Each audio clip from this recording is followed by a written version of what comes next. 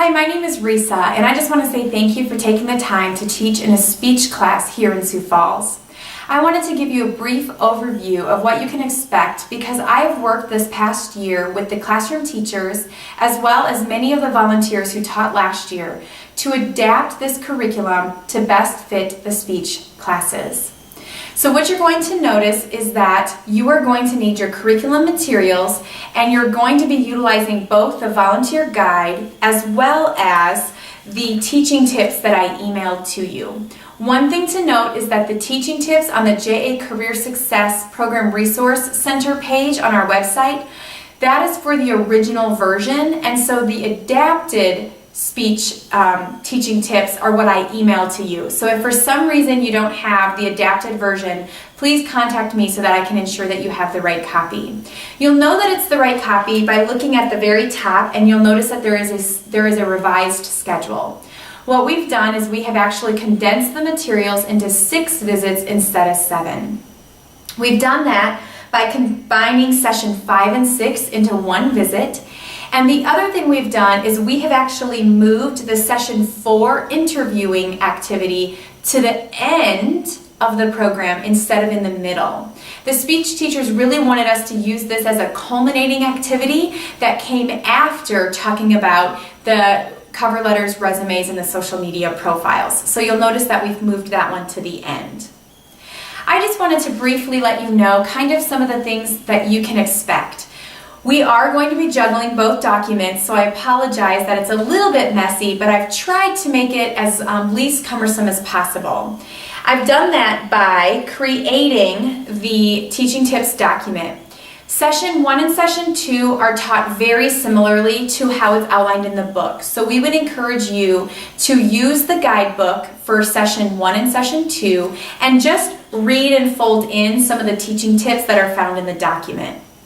Session 3, however, we have pretty much adapted a lot. And so we've rewritten the activity. We're still using the overall activity. We're still using the overall concepts, but we're doing so in a different way that best works with what the students are learning in speech regarding reflecting and evaluating, etc.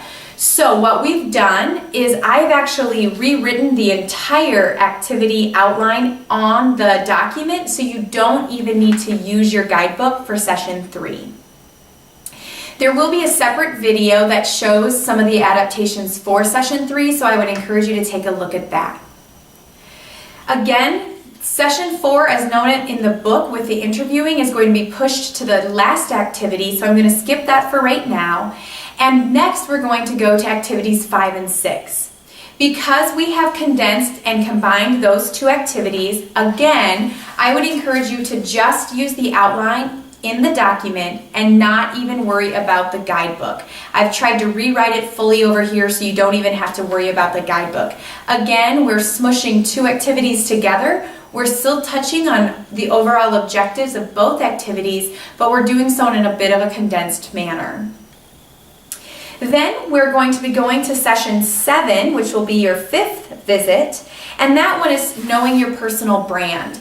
That activity is taught very, very similarly to the book. So I would encourage you to jump back to your guidebook and follow this outline, but just use the document to fold in some of our teaching tips. And then your final visit is going to be the 6th visit, which is going to be jumping back to Session 4, the interviewing. That one, I would also encourage you to primarily use the guidebook. However, we do have 3 ideas on how to make the interview portion fun and engaging for the students. So I would encourage you to watch that separate video as well. We have 3 ideas of doing a mock interview, doing impromptu question asking, and also potentially having you do a rapid fire with the students. 3 great ideas we got from the volunteers that worked really well for them last year, and we wanted to share those with you. A couple of the other things you'll find in this document is that we have created a key takeaway at the end of each of the sessions.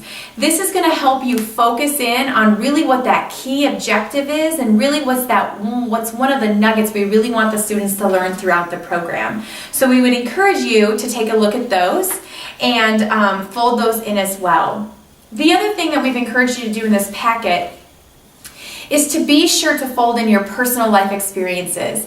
The classroom teachers are constantly reminding me that what is so valuable to the students is to hear your personal experiences. They want you to share both your successes and your failures, your weaknesses, the things that you wish you could have done different.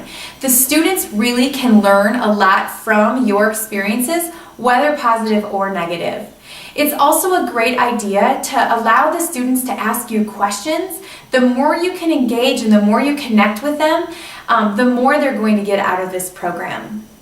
If at any point throughout the program you have any questions, I realize it's a lot to kind of shuffle and to figure out, please give me a call, and also ask your classroom teachers, as they're great references and resources, and they helped me create this adapted version. So give us a call. Our number is 336-7318 if you have any questions or if you need the teaching tip document. I hope you have a great time in your classroom, and thank you once again for taking the time to teach.